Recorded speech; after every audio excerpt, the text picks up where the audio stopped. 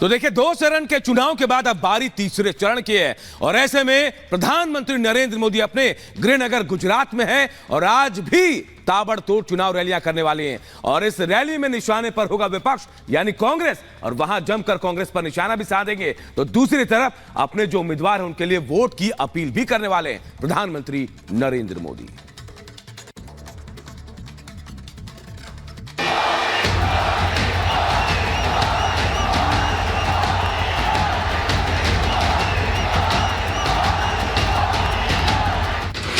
गुजरात में मोदी कांग्रेस परवार।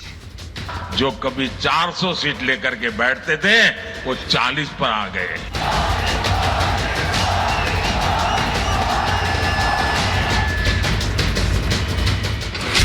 ताबड़तोड़ प्रचार, अब की 400 पार।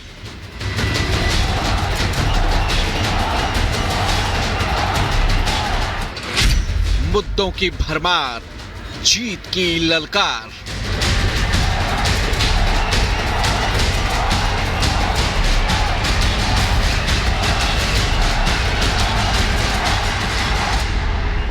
पीएम मोदी आज एक बार फिर अपने गृह राज्य गुजरात में हैं, जहां उनकी ताबड़तोड़ 4 रैलियां होनी तय हैं। कल भी पीएम ने गुजरात में 2 चुनावी रैलियां की थी, यानी 2 दिनों में 6 जगहों पर पीएम मोदी ने तूफानी प्रचार किया है। पीएम मोदी के निशाने पर एनडीए गठबंधन है और विपक्ष के प्रोपेगेंडा का वो चुन चुन कर जवाब दे रहे हैं।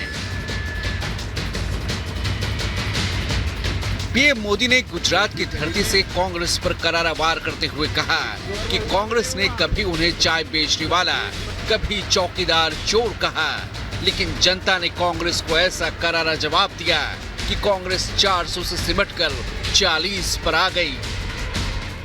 शाहजादा कह रहा है कि अगर मोदी तीसरी बार आया तो फिर देश में आग लग जाएगी। बोलो, ये पता नहीं इनके दिमाग में आग कहां से भर गई है। दरअसल कांग्रेस के सपने आग में राख हो चुके हैं।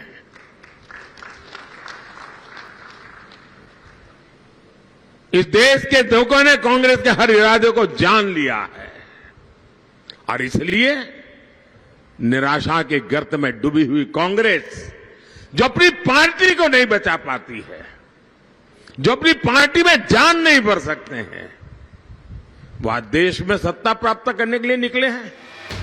आज गुजरात में पीएम मोदी आणंद, वढ़वान में रैली करेंगे। जूनागढ़ और जामनगर में भी पीएम की रैलियां तय हैं। 6 रैलियों में 13 सीटों को कवर करेंगे पीएम मोदी। तीसरे चरण में गुजरात में वोटिंग होगी। सूरत सीट पहले ही बीजेपी के खाते में जा चुकी है। गुजरात में क्लीन स्वीप की हैट्रिक लगाने की तैयारी है। गुजरात में कांग्रेस हाशिए पर है और एक के बाद एक कांग्रेस के दिग्गज नेता पंजा झटककर कमल के निशान को अपना बना रहे हैं। पीएम मोदी गुजरात की धरती से मिशन 400 पार के लक्ष्य के और करीब पहुंचना चाहते हैं और क्लीन स्वीप की हैट्रिक लगाने के लिए जनता से जीत का आशीर्वाद मांग रहे हैं। राहुल के प्रचार के अंदाज पर भी हाल ही में पीएम ने तंज किया था। पीएम ने क्या कहा था, जरा ये सुन लीजिए। कि कांग्रेस के शहजादे को पूछो कि गरीबी से कैसे हटती है, तो वो कहते हैं खटाखट खटाखट। शहजादे को पूछो ग्रोथ कैसे होती है, तो वो कैसे ठकाठक ठकाठक। शहजादे को पूछो कि विकसित भारत बनाने का कोई प्लान है, तो वो कहते हैं टकाटक टकाटक। साथियों, कांग्रेस के शहजादे की बातें खतरनाक है।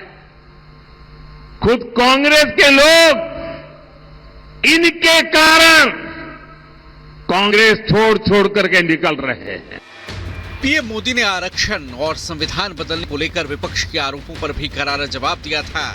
अब आरक्षण को लेकर फर्जी वीडियो पर भी पीएम ने कांग्रेस को निशाने पर लिया और मोहब्बत की दुकान में फर्जी वीडियो को लेकर जनता को आगाह किया।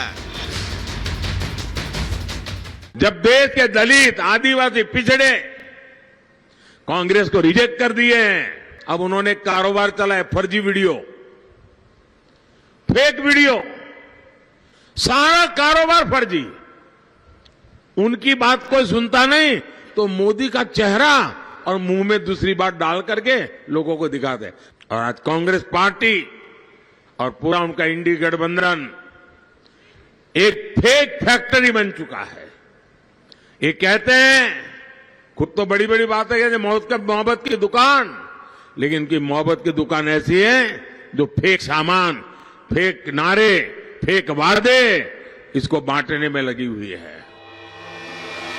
जाहिर है गुजरात की धरती बीजेपी का गढ़ रही है। गुजरात में बीजेपी की बम्पर जीत से किसी को हैरानी नहीं होगी, लेकिन पीएम मोदी गुजरात की धरती से पूरे देश में बम्पर जीत का संदेश दे रहे हैं। अब तक 2 चरणों में लोकतंत्र, संविधान, आरक्षण, तुष्टीकरण और मंगलसूत्र जैसे मुद्दों पर वार पलटवार किए गए। विपक्ष के हर प्रोपेगेंडा का पीएम ने समय रहते करारा जवाब दिया। अब इन्होंने क्या चलाया? संविधान खतरे में है, आरक्षण चला जाएगा। ये जो संविधान और आरक्षण की बातें करते हैं ना कांग्रेस वाले, बाबा साहब का अंबेडकर का संविधान इन लोगों ने 60-70 साल तक राज किया, लेकिन पूरे देश में लागू नहीं कर पाए थे। कश्मीर में ये संविधान लागू नहीं हुआ था। कश्मीर में दलितों को, आदिवासियों को, पिछड़ों को आरक्षण नहीं मिलता था। संविधान की पवित्रता हिंदुस्तान के हर कोने में सुरक्षित करने का काम मोदी करता है। आखिर अब की बार मिशन 400 पार है और अब देखना होगा कि 4 जून को बीजेपी इस मेगा लक्ष्य तक पहुंचने में कामयाब हो पाती है या नहीं। Bureau report, Republic Bharat. तो आरक्षण और संविधान पर बहस के बाद अब 24 के चुनाव में पाकिस्तान की एंट्री हो गई है। दरअसल पाकिस्तान राहुल गांधी को हीरो बनाने की कोशिश में जुटा है, तो बीजेपी इस पर सवाल पूछ रही है कि आखिर ये रिश्ता क्या कहलाता है। देखिए रिपोर्ट।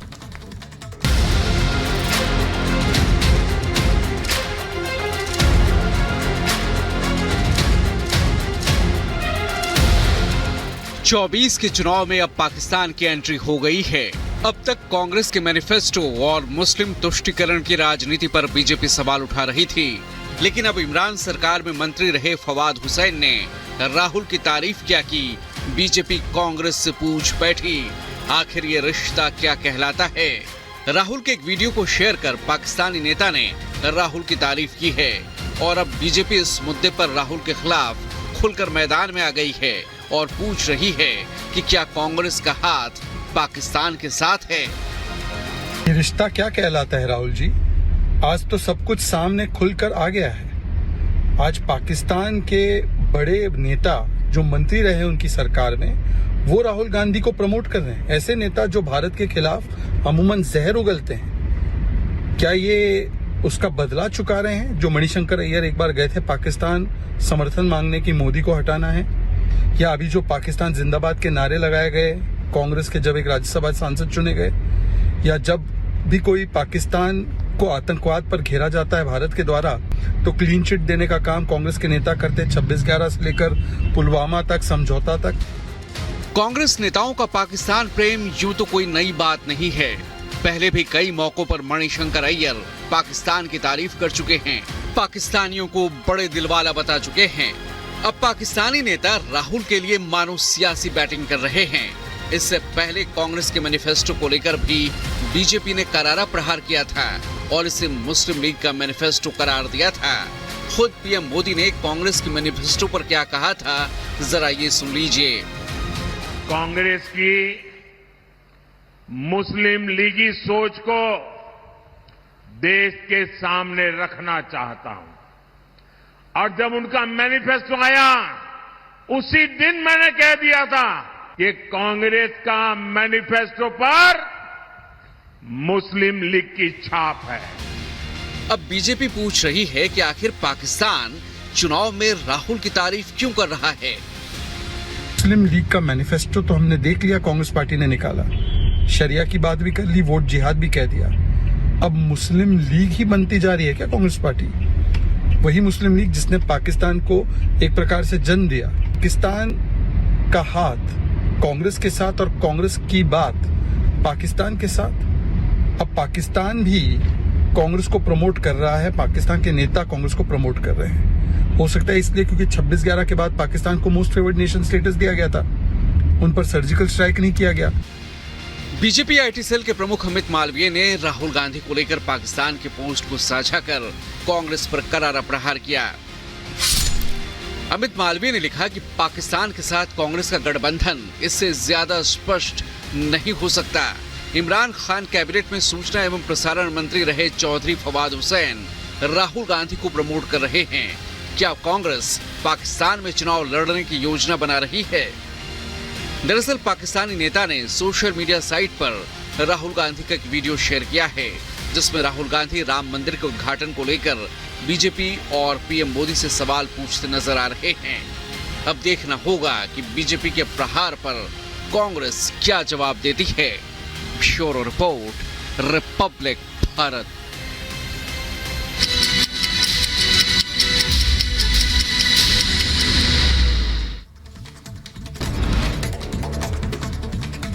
यूपी के मुजफ्फरनगर में पुलिस और शातिर चोर गिरोह के बीच मुठभेड़ हो गई। 2 शातिर चोर गोली लगने से घायल, तीसरा साथी पुलिस को चकमा देकर फरार हुआ। घायलों से तमंचा, बाइक और 2 लाख की नकदी बरामद हुई है। यूपी के बहराइच में 2 बाइकों के आमने सामने की जोरदार टक्कर, हादसे में बाइक सवार 2 लोगों की मौत हुई, एक शख्स गंभीर रूप से घायल हुआ। यूपी के बहराइच में हाईवे पर अचानक से आए कुत्ते को बचाने में बेकाबू होकर पलटी बोलेरो गाड़ी, हादसे में 5 लोग हुए घायल। सभी घायलों को पुलिस ने अस्पताल में भर्ती कराया। यूपी के अलीगढ़ में दिन दहाड़े ज्वेलर्स के घर में लूट की कोशिश, नकाबपोश बदमाशों ने लूट के इरादे से घर पर धावा बोला। घर में मौजूद महिलाओं के शोर मचाने पर बदमाश हुए फरार, सीसीटीवी कैमरे में कैद हुई वारदात। यूपी के हरदोई में अवैध हथियार फैक्ट्री का पुलिस ने भंडाफोड़ किया। 6 तमंचे, भारी मात्रा में बने असलहा बनाने के उपकरण, कारतूस और खोखा भी बरामद किया गया। पुलिस ने 2 लोगों को गिरफ्तार किया है। उत्तर प्रदेश के शाहजहांपुर में चलते इलेक्ट्रिक स्कूटी में अचानक लगी आग। स्कूटी में आग लगते ही युवक बीच सड़क पर ही स्कूटी छोड़कर भाग निकला। और यूपी के गाजीपुर में किन्नर के वेश में वसूली करने वाली गैंग का खुलासा हुआ। पुलिस ने 9 लोगों को गिरफ्तार किया। पकड़े गए सभी किन्नर पुरुष हैं और महिलाओं की ड्रेस पहनकर ट्रांसजेंडर के रूप में लोगों से वसूली और मारपीट करते थे। पीएम मोदी वाराणसी से तीसरी बार करेंगे नामांकन, 13 मई को दाखिल करेंगे पर्चा। वाराणसी से 2 बार सांसद रह चुके हैं पीएम मोदी। गुजरात के बनासकांठा में पीएम मोदी ने कांग्रेस पर बोला हमला, कहा कांग्रेस के शहजादे ने पूरे मोदी समाज को गाली दी। जनता ने 400 से 40 सीटों पर पहुंचा दिया है। अयोध्या में राष्ट्रपति मुर्मू ने रामलला के दर्शन पूजन किए, सरयू घाट पर भी अनुष्ठान किया। हनुमानगढ़ी में हनुमान जी की आरती भी की।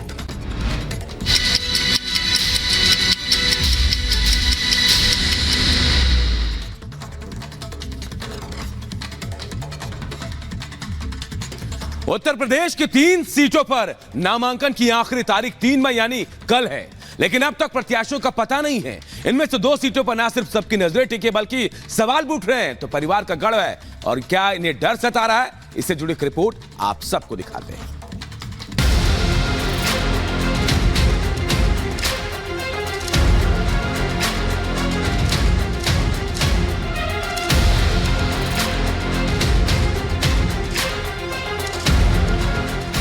तारीख को लगन बहुत है न्यौता करेंगे और 29 से दाम मचा देंगे। जन भावना है कि गांधी परिवार का लड़े और मेरी भी यही भावना है। बैठक पर बैठक, लेकिन फैसला कुछ नहीं और नतीजा अब भी सस्पेंस बरकरार है। बात उन 2 सीटों की जो कांग्रेस का गढ़ रही हैं, लेकिन फिर भी उन्हें उम्मीदवारों को चुनने में डर लग रहा है। अमेठी और रायबरेली, जो दोनों सीटें गांधी परिवार का गढ़ कही जाती हैं, इन्हीं सीटों से कांग्रेस के तमाम दिग्गज जनता के आशीर्वाद से कई बार संसद पहुंचे। लेकिन 24 के चुनावी महासमर में इन दोनों सीटों पर प्रत्याशियों का अब तक पता नहीं है। नामांकन की तारीख आई, प्रत्याशी का पता नहीं। परिवार का गढ़, फिर क्यों लग रहा डर? अमेठी और रायबरेली सीट पर नामांकन की आखिरी तारीख 3 मई है, लेकिन कांग्रेस अभी तक अपना प्रत्याशी नहीं चुन पाई है। चर्चा इस बात पर हो रही है कि क्या अमेठी से राहुल गांधी चुनाव लड़ेंगे और क्या रायबरेली से प्रियंका गांधी की चुनावी लॉन्चिंग होगी। नहीं, चुनावी समीकरण क्योंकि अभी हमारे कैंडिडेचर को लेके कि रायबरेली से कौन लड़ेगा, वहां से लड़ेगा, अभी तक कोई निर्णय नहीं हुआ। जन भावना है कि गांधी परिवार का लड़े और मेरी भी यही भावना है कि गांधी परिवार से यहाँ लड़े। सवाल यह है कि कांग्रेस के दिमाग में अमेठी